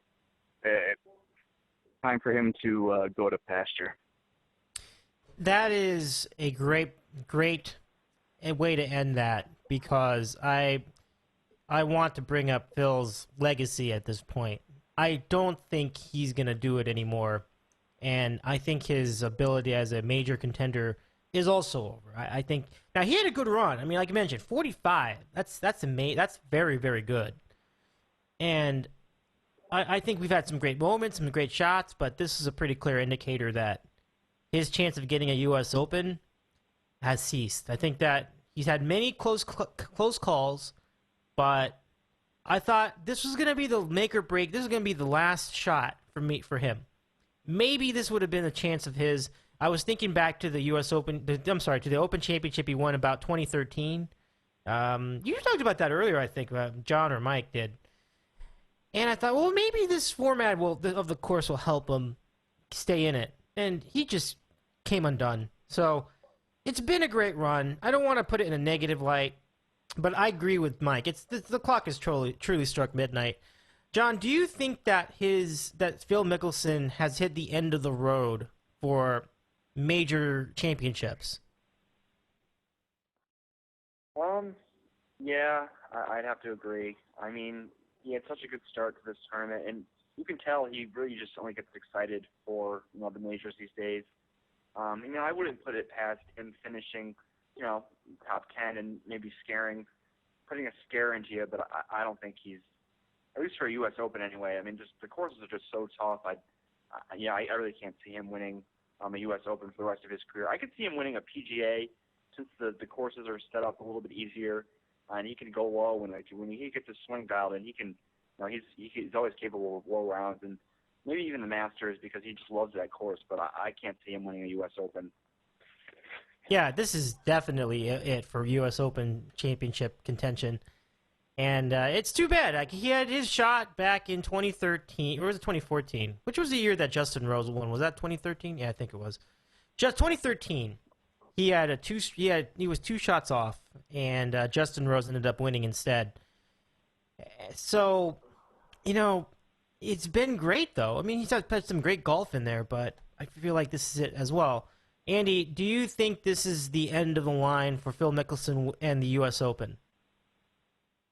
Well, the window's barely open. You never say never, because you have random people winning majors here and there. Darren Clark, Angel Cabrera, guys that you wouldn't see winning majors. But I don't know if we forced a narrative on him this year or if it was natural. Like Chambers Bay going into the tournament, it requires imagination and creativity. And what's Phil known for? Aggressive imagination and creativity. And then they showed him, 2 weeks before,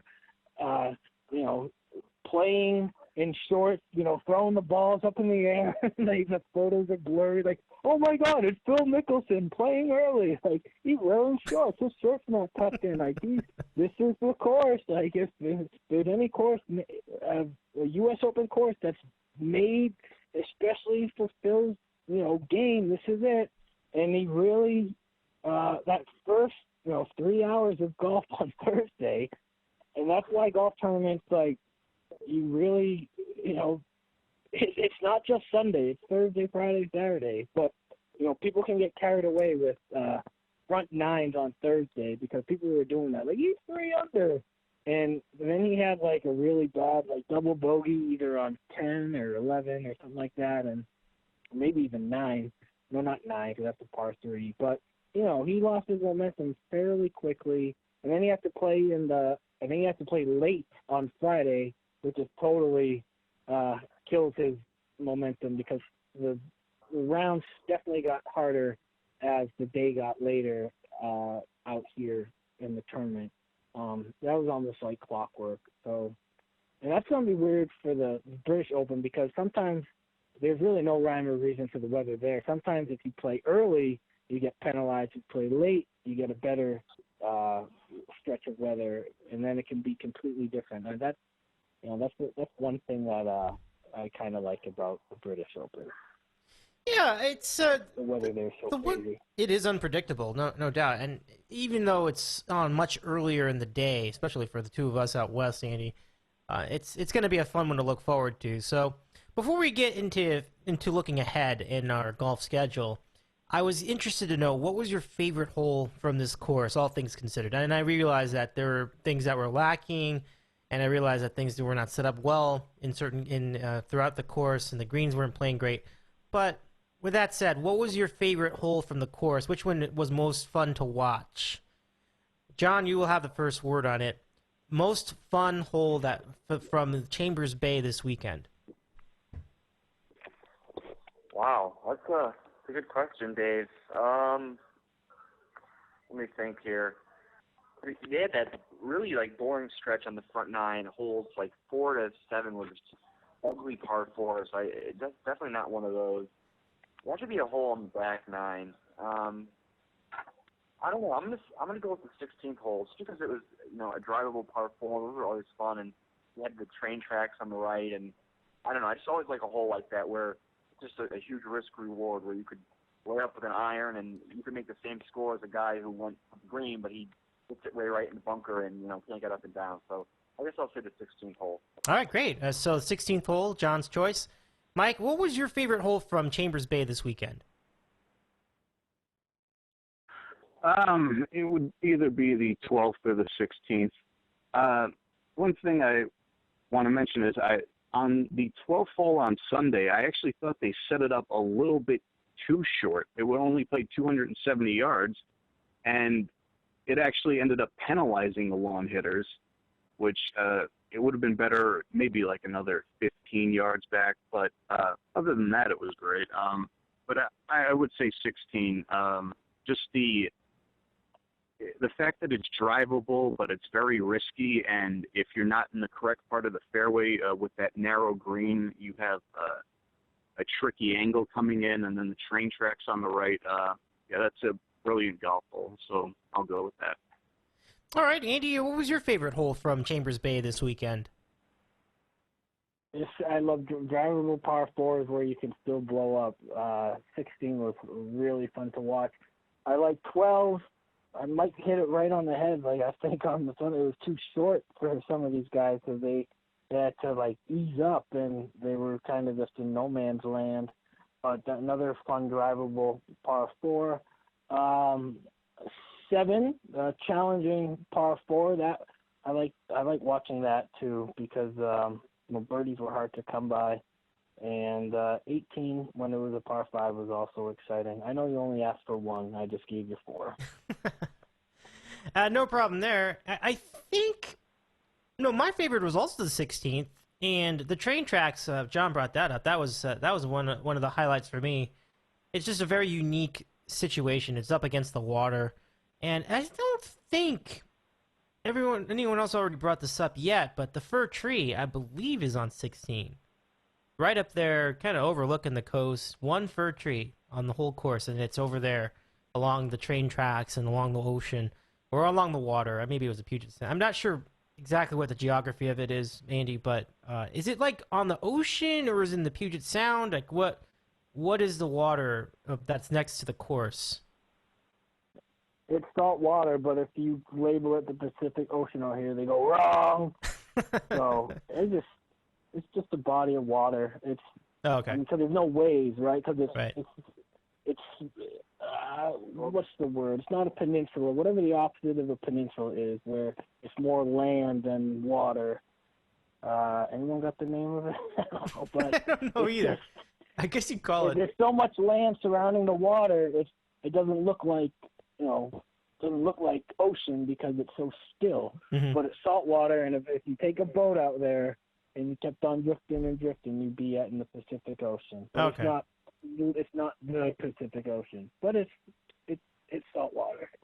Gotcha. All right, great observations, everybody. Thank you very much for that. That's pretty cool. So it's interesting. We had a consensus there. We all like the 16th hole, along with some other select holes that Andy brought up and John brought up and Mike brought up. So pretty neat stuff. Now we look ahead in the golf schedule. And it is interesting because for the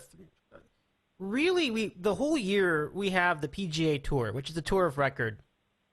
But in the 4 majors, only one of them is actually run by the PGA Tour, as far as I know. I think the Masters is just none of them are. No, none of them are. Right, because the PGA Championship is just the PGA. Associate PGA of America, I think is what they call that.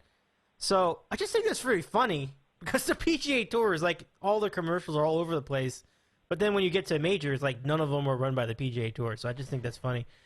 So this coming up is the Open Championship, and as we mentioned already, it's at St. Andrews, which has been great for many moments over the years. Tiger Woods was no stranger to it, and a very legendary course, one of the very first ones made. A terrific time.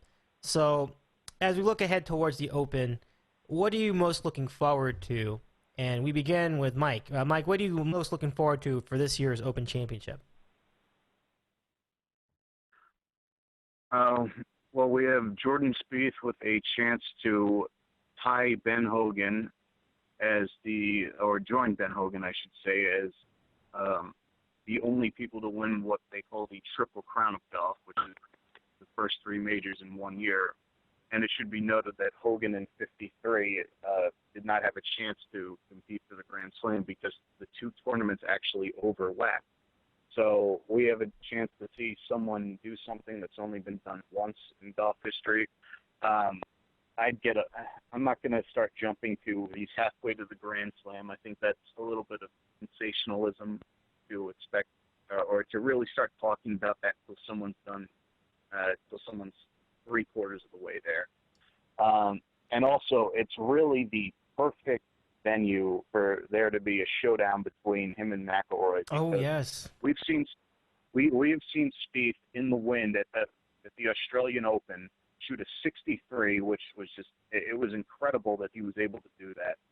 And at the same time, we've seen McIlroy when the conditions are calm at St. Andrews. In 2010, he shot a 63 to open up, and if the conditions are good there and he's playing well, Nick Faldo was saying that basically there are going to be 6 holes where he's going to be so long that a par for him is a birdie. So you're looking at a course that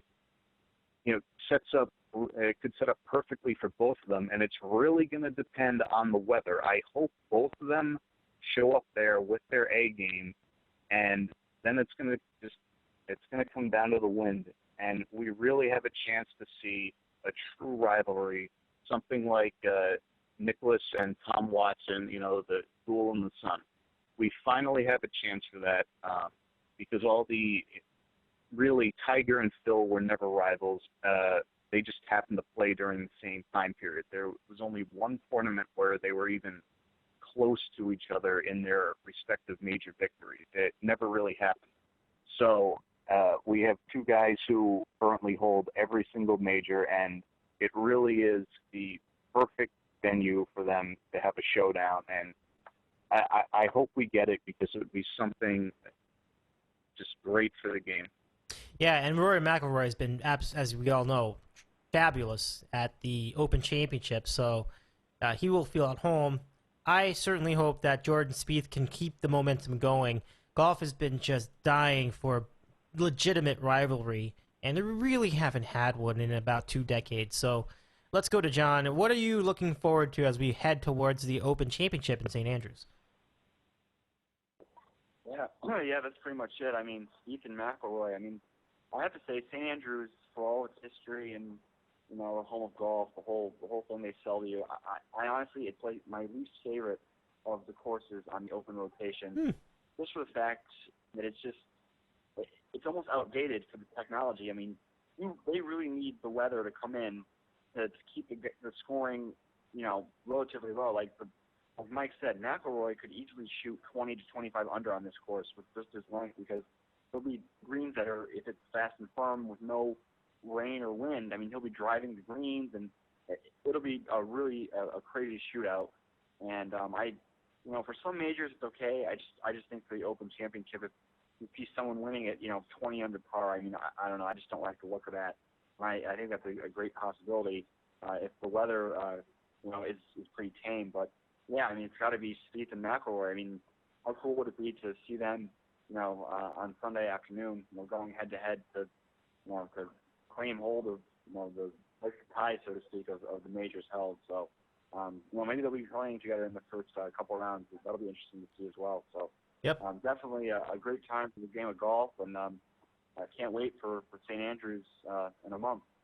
That's going to be great, and I'm really glad that you all highlighted the rivalry brewing between Spieth and McIlroy. This is great. They're both about the same age. I think Spieth is 21, gonna turn 22 this year. McIlroy's 26, or is he 25? I think he's 26. And you're looking at just this could be the future of golf if things pan out the way that we're hoping. So really exciting. Andy, what are you looking forward to with the Open Championship other than this aforementioned rivalry? Anything else that you wanted to highlight from what are you looking forward to with the Open Championship this year, Andy?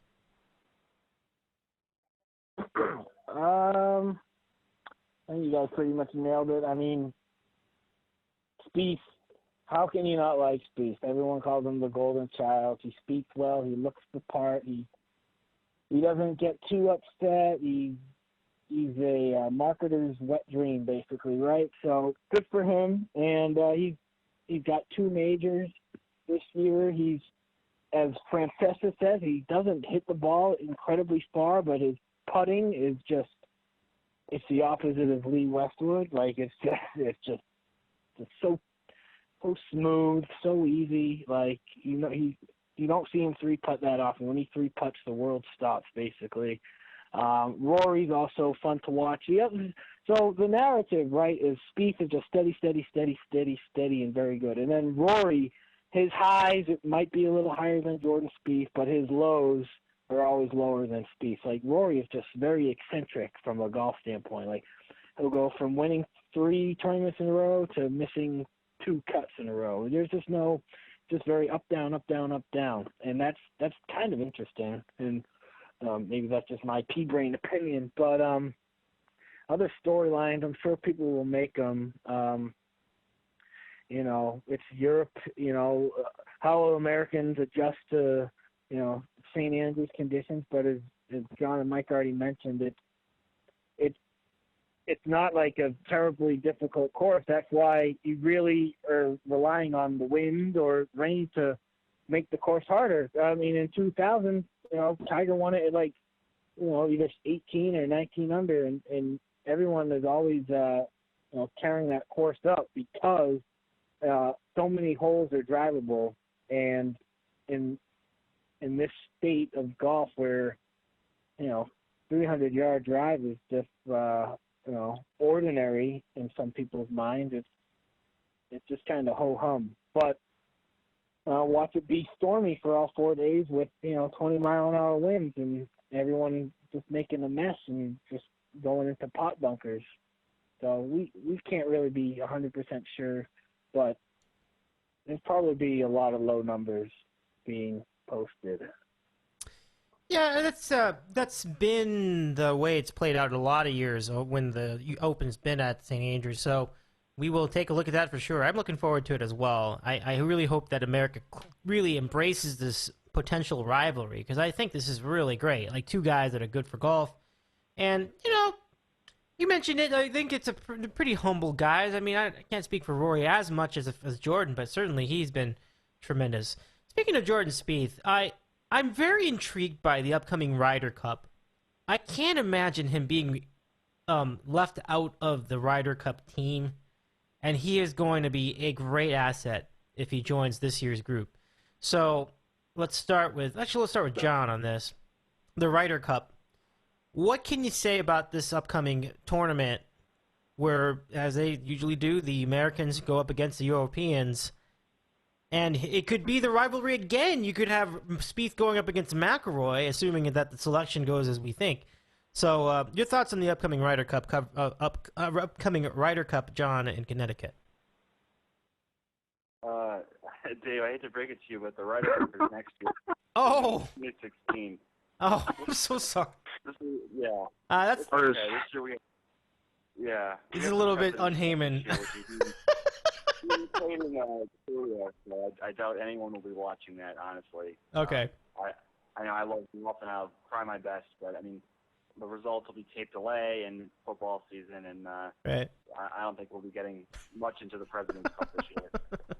Okay. Thank you for clarifying. That was Tommy's question. Tommy. All right, on we go. Next question. Let's see.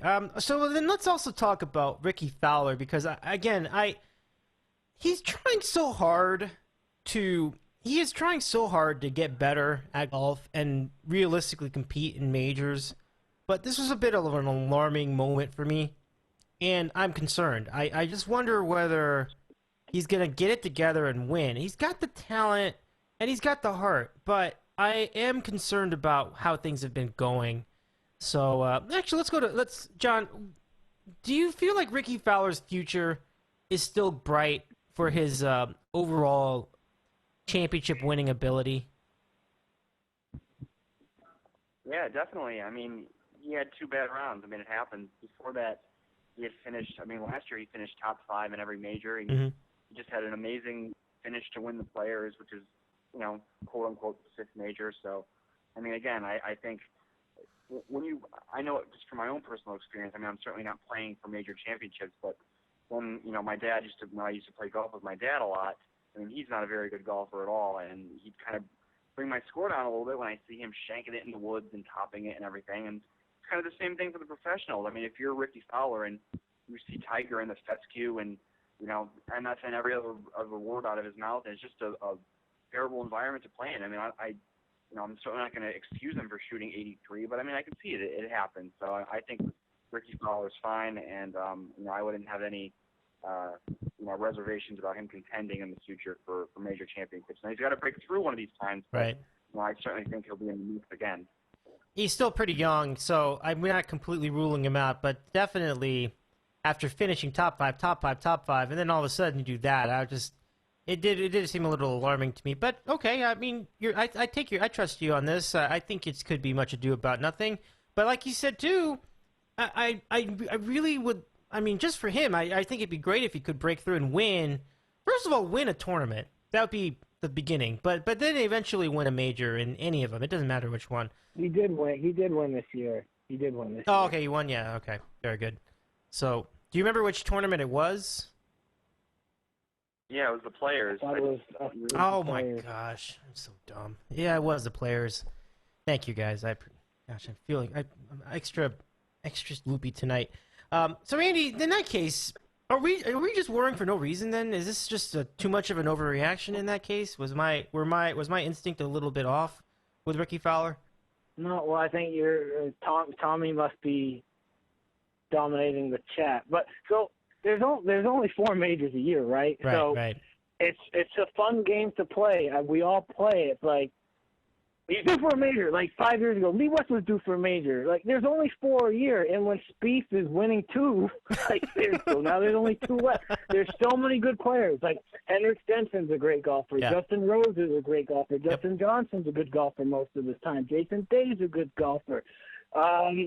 Sergio Garcia's a great golfer despite his shortcomings in the big spot. They're all good golfers. Bubba Watson's a great golfer. He's an asshole, but he's a good golfer. And there's only 4 majors, and when you have, I forgot about Rory McIlroy, but when you have good golfers and great golfers taking up 2 majors in the year, then you only have 2 majors, and all these talented guys like trying to get a major, and then you have the WGCs, but those are minimized, and they're not held in nearly the same. They don't hold the same cachet or limelight as the majors. So.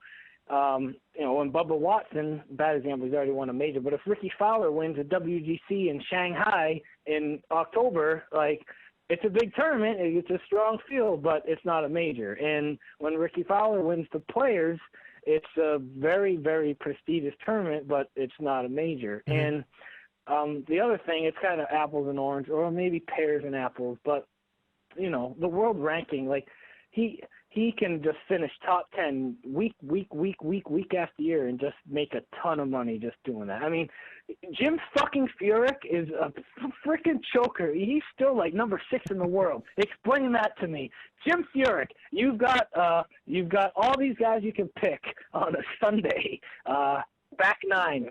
You picking Jim Furyk? Are you picking Jim Furyk out of all these other guys? Of course not. No. But he's number 6 in the world. How is that possible? Yeah, you don't look at him and you think, oh, number 6 all over the world. I agree with you there. That's nuts. And just a terrible job by me forgetting all about the players because that was such an exciting finish. I remember, oh, man, was that great.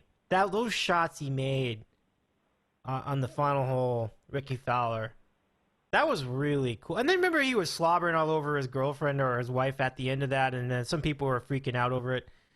And I forgot that. It's ridiculous. So Mike, I didn't even know what we were going to talk about at this point because Ricky Fowler clearly is fine. That's what I get for using Tommy's texts as questions for the program. But are you concerned about Ricky Fowler on any level, Mike in North Jersey? Well, I'll pivot a little bit and say that Ricky Fowler is someone who benefits from the American golf media wanting to have an American be the next Tiger Woods. And he's a very good player. He does have a promising future, but he's not on the level of McIlroy. He's not on the level of Spieth. I do applaud him for taking his game more seriously and not dressing like a frickin' creamsicle like he used to do. Yep. But really, they discuss Ricky Fowler in the same context with people that he doesn't belong with.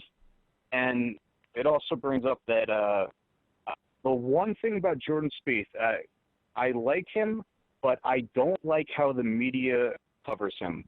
Because you can tell that they desperately want him to be the guy, and they don't want McIlroy to be the guy. I guess it wasn't just Tiger Woods. Maybe the golf media just sucks in general, because they treat him. Jordan Spieth has won 4 times in his career on the PGA Tour, I believe, and we're already jumping. They're saying that. He's the next Tiger Woods. Slow down a little bit. Just slow down. They're always so quick to try to proclaim people like the next. Like I heard Charlie Reimer say that, Jordan Spieth has Tiger Woods' brain. But first of all, you're a fucking idiot to even say something like that. But, you want to get in here? We will get into Tiger Woods a little bit. Tiger Woods was literally hypnotized into thinking that he couldn't possibly lose because he never did. He was the only golfer in history that didn't learn how to lose before he won. And once he lost, really in 2009, and then had the whole scandal happen, he's gone to shit, and now his body is broken down. So that's what made Tiger so good, is that he literally thought that he was invincible. Jordan Spieth reminds me much more of Gary Player, someone who, if you saw him play, you would not expect that Gary Player would have been capable of winning 9 majors, and he beat Nicklaus to the career Grand Slam. He accomplished it before Nicklaus did, and Gary Player did not start playing golf until he was 14 years old. So that's who Jordan Spieth really reminds me of. He's someone who thinks the game well, and he executes when he needs to. He's not the greatest ball striker in the world. And the putting, yes, it's good, but it can be streaky. But he gets the big putt when he needs it. He's mentally strong. He prepares. That's what Jordan Spieth is. And to hear him compared to Tiger Woods, no, he's not Tiger Woods. Tiger Woods showed up, and he could hit the ball like no one else could hit the ball. When Jack Nicklaus showed up, he hit the ball like no one else could hit the ball. Ben Hogan was the most accurate player ever by a mile. That's what. And Jordan Spieth is not Tiger Woods. But since I guess we've created a generation of fans that only watch golf when Tiger Woods is involved, we have to make a ridiculous comparisons to him, and it doesn't make sense. They're like polar opposites of each other, really. Oh, and I think I can see that, because I think in the mindset you would also say Jordan is not nearly as fiery as Tiger Woods was in his heyday. Like, he was not. He's fiery. He's fiery. Well, he's fiery, but I mean, I don't remember him like breaking the club when he would get a shot wrong or start yelling obscenities all the time or anything like that. I remember one thing about Jordan Spieth that I think is pretty interesting and pretty cool. When he hits a ball really wide, he points. Like, I think everybody does this, but just for some reason I noticed it when he does it more than other people. No, I think Jordan Spieth is fiery. I mean, it's fiery too. But like you said, it's not exactly the same thing. To make some of the next anything is ridiculous. That's what I'm getting at. That's basically the point. All right, as we start to wrap up shop, let's go get some random odds and ends. What else did you have on your mind regarding the sport of golf? We'll start with John in Connecticut. Anything else you wanted to highlight or talk about, or anything else you wanted to bring up from golf this evening, John? Well, I guess I'll piggyback a little bit on a couple things. Number one, that fir tree you talked about before, Fox did a goddamn 20-minute segment on it. I don't know what the hell. I saw this segment. It could have been possibly Yeah, they did a special segment on the fir tree on Chambers Bay. That's number one. And number two, Mike mentioned Charlie Reimer. This is the same guy who was bawling his eyes out at the Tiger Woods press conference when he apologized for cheating on his wife. That's all you need to know about his golf coverage. Charlie Reimer. Forgot. That's right. I remember that. I remember Mike reacting to that the first time he saw it on the Twitter, and Mike, you went almost apoplectic when that happened. I mean, it was pretty unprofessional. I must admit, Charlie Reimer. All right, no response. So let's. Dave, was that a question for me? No, well, I was kind of like leading into it, but basically just punctuating the lack of professionalism that Charlie Reimer has, just in general. That's basically my point there. Anyway, let's go to Andy for his thoughts. Anything else you wanted to say regarding the sport of golf? Anything else you wanted to bring up from the sport, upcoming events? Anything else on your mind with respect to golf, Andy? Yeah, yep. 2 points, Bizarro Heyman style. I think American golf is at risk of labeling me anti-American. I've been betting on Europe with these Ryder Cups for 3 years in a row because I bet with most of the time with my brain and not my heart. And American golf is in good hands. I mean, if we can get rid of Phil, get rid of Zach Johnson, get rid of Webb Simpson and Bible study, and inject the likes of Spieth, and get rid of Jimmy Walker too, but inject the likes of Spieth, a healthy Dustin Johnson, maybe even a healthy Snedeker, Patrick Feisty Reed. He's not the. I don't really like Billy Horschel, but he's a lot more. I'd watch one Billy Horschel over 10 Webb Simpsons. So yeah, add throwing Horschel in the mix. Maybe Duffner can bounce back. Keegan Bradley, and you have a really a little more entertaining Ryder Cup team than you had last year. And the other Bizarro Heyman point, question for either John or Mike. Next year, what the hell are they going to do with starting in July, you're going to have the Open, the PGA Championship, Bridgestone, Rio, FedEx Cup, Ryder Cup. Like, are they going to have, like, 2 majors basically in the span of 3 weeks? How are they going to do this with the timing? Maybe I'm the only one that's interested in this. I know the PGA is in late July because it's nearby me. It's going to be at a Baltusrol, which is probably about half an hour from where I live. So I actually just registered. I had to register to be able to buy tickets when they go on sale in August. So yeah, the PGA Championship's going to be in July next year, and then they're going to play the Ryder Cup in October up at Hazeltine in Minnesota, and it might snow during that. So that should be interesting. Yes, that's amazing. So they'll play the PGA before Bridgestone then. I haven't looked at the whole schedule. I just know they are playing the PGA Championship in July next year. That's crazy. Yeah, all right. Wow, I was just going to say, because the Olympic tournament is just like a 3-day tournament. I mean, I don't know, that the PGA Tour hasn't released their schedule yet for next year, so that'll be really interesting to see how how that all plays out. And, they love their FedEx Cup and these sheer events. As much as I love going to the Travelers, it's the sheer event. That and like the John Deeres of the world and those kind of tournaments. I wonder how they're going to be affected by this whole schedule this year, and how the tour wants the guys to play in the FedEx Cup and all this business. So that'll be interesting to see when they come out with the schedule.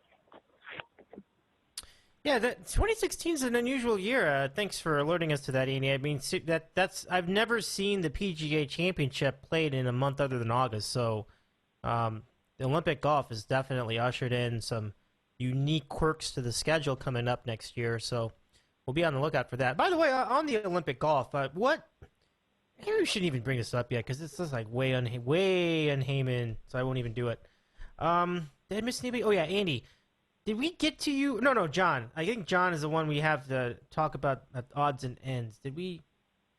I am so sorry, you guys. I'm really just messing up tonight. Did everybody bring up their points about like what they had to say about golf? I think Andy did. Mike did. Did you, John? No, I think you got to go to Mike on that. Oh, okay. So Mike's next. Okay. So Mike, what was any other odds and ends you had to bring up from the world of golf?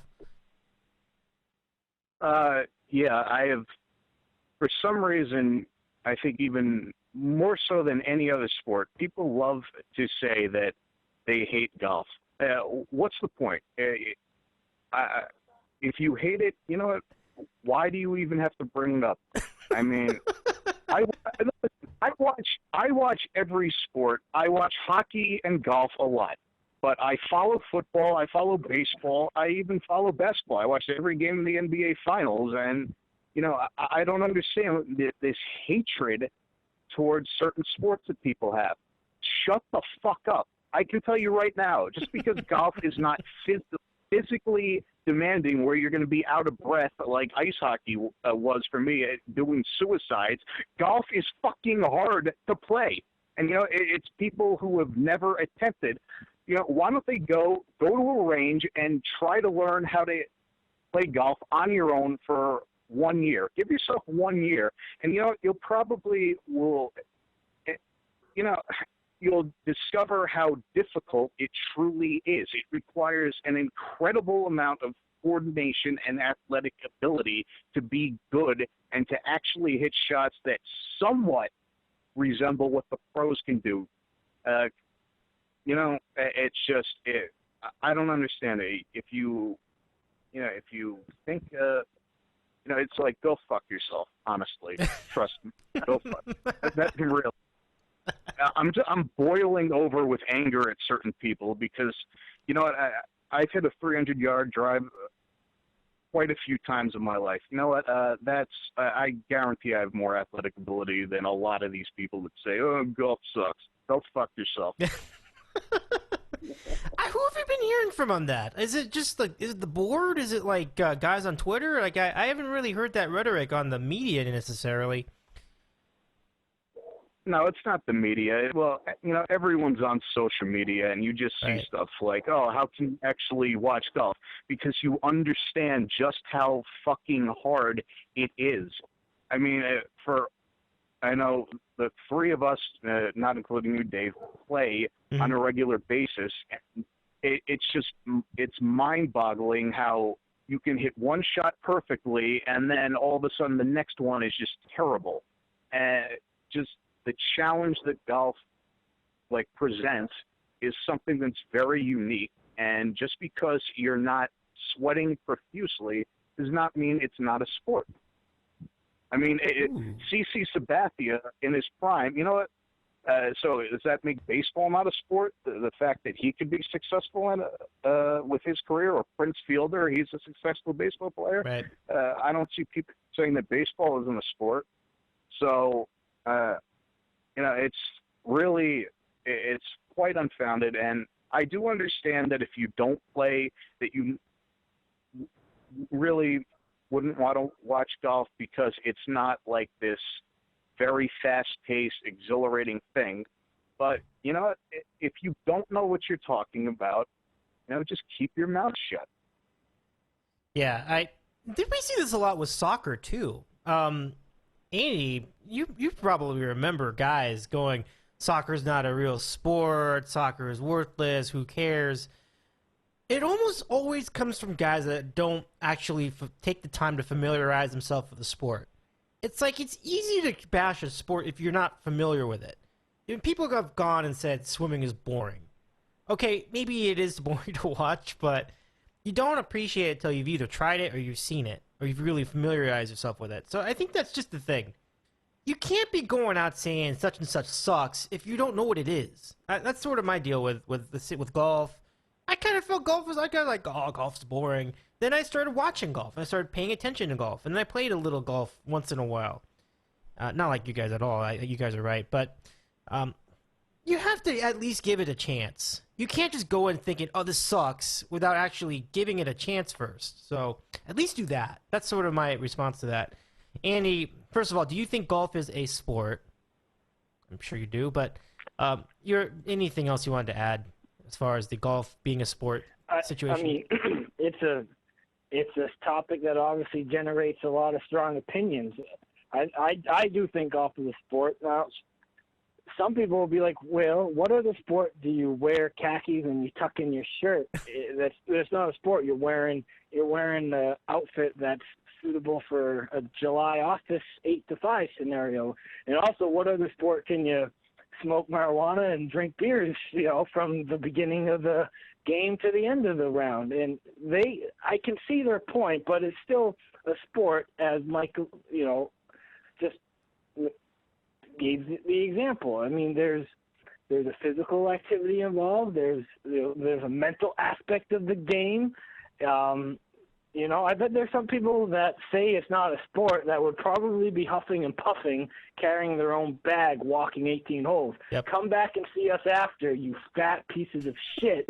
When you say it's not a sport, then go walk 18 holes with the clubs in, limited water. I mean, you can bring water if you want, but come back and see us and tell me if golf is a sport. Well, then is walking a sport? Well, now you're just being ridiculous. But I can if people don't want to watch golf, I get that too. Like, right, that's fine. There's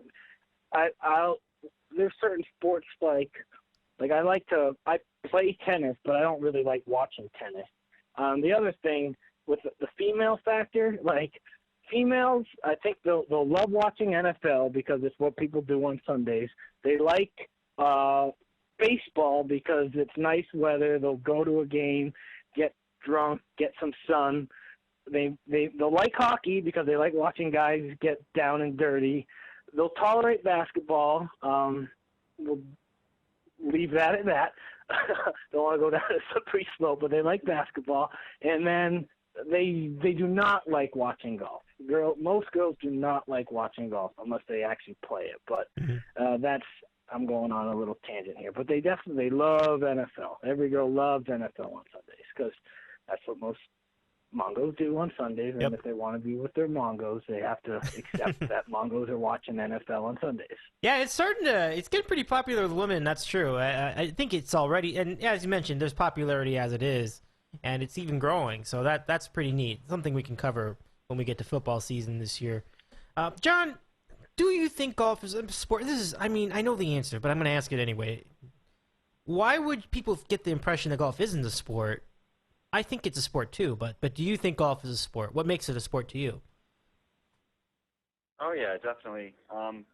It's just what everyone mentioned. I mean, there's a physical aspect to it. There's a mental aspect to it. I mean, you're in direct competition with yourself. With if you're in a match with your buddy, it's really competitive. I mean, it's just got everything that a sport should have. And I get that people don't like golf, or even if they don't want to watch golf. I get it. I mean, I can see why it's boring if you don't understand the game or follow the game, or really understand the players, or get into the history of it all. But I mean, nothing annoys me more than someone like saying, well, I'd rather watch so and so talk about baseball for 10 hours than watch 1 minute of golf. Okay, great. Well, who the fuck cares? I mean, seriously, do you think like posting that or saying that has any positive effect on on anything, or on the discussion? I can go on every single day and say, I'd rather listen to my dog take a shit than watch a baseball game tonight. But do I do that? No, because it's ridiculous and completely pointless for the conversation to say something like that. Just like, we get it. You don't watch golf. You don't like golf. You hate golf. But to point it out every single time that the media is going to be talking about golf because it's a major event in the world of sports, you don't have to post it every single time. So there you go. Yeah, there you go. Indeed. I mean, Well, and if it's not a sport, then what is it? It's not on the same level. It's not a sport. It's an activity. Well, no, it's not just an activity. An activity is flying a kite, doing a jigsaw puzzle, going to the grocery store, knitting, sewing. It's a sport. It's the sport.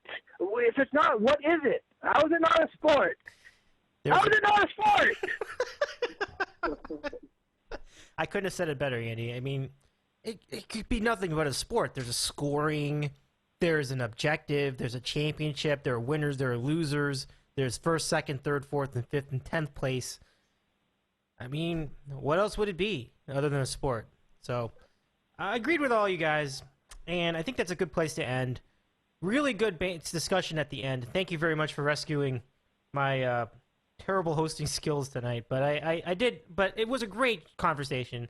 Mike, thank you very much. Andy, John, terrific stuff. We're probably not going to hear from you guys until the holidays. So, 4th of July is next weekend. Any plans for you all? Andy, I'll give you the floor first. What do you have planned for this year's 4th of July? I have an invitation to go camping, but I don't really like camping, so I don't know. I might just go for one night and then play golf and go to the casino instead of go for 2 nights. All right. I don't really know. It's up in the air. Yeah, a casino would be fun. It would be a fun scenario. I'm not a camper either. That's kind of a tough spot, so I dig it there. Mike, what do you have? Any plans for the 4th of July weekend? I'm always last minute with plans. So I don't know. I might be down the shore. I might play golf. Might hang out with some friends and drink. I don't know. Okay. We'll see. Good deal. And John, 4th of July plans.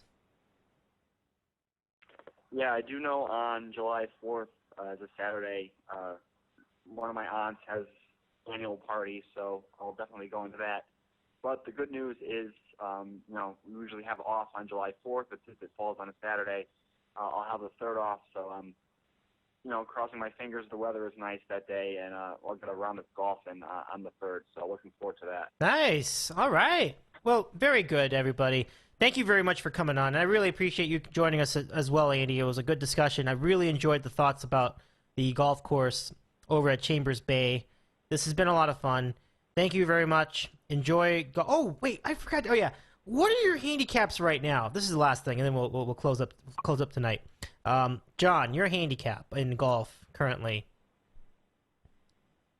I don't know. I can't say for sure that I have a handicap because I don't play enough in the handicap. But if we're just going by average scores, this year I had one really good 9 holes where I was 1 over, which was amazing. But I'm between 80 and 86 every time I play, which is pretty good. But yeah, that's pretty good. Certainly not at a professional level. Right. But that's pretty impressive for most of us, right? I think that's a terrific score.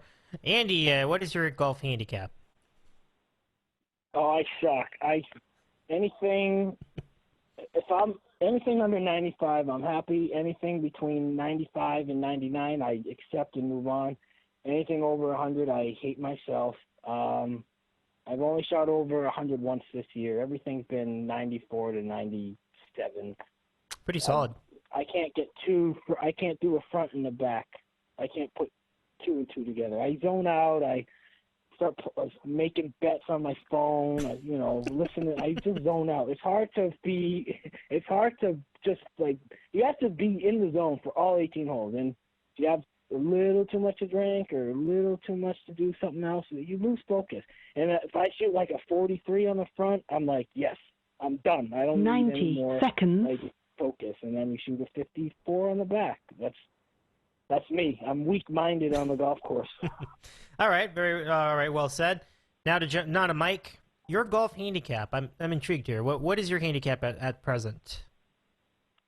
I have played so few rounds of golf in the last 2 years because of nagging problems with the shoulder. I ended up getting what's called frozen shoulder. So 60 basically, I had to go back and do some physical therapy just to get it in the right place. The year before that, I had a wrist injury.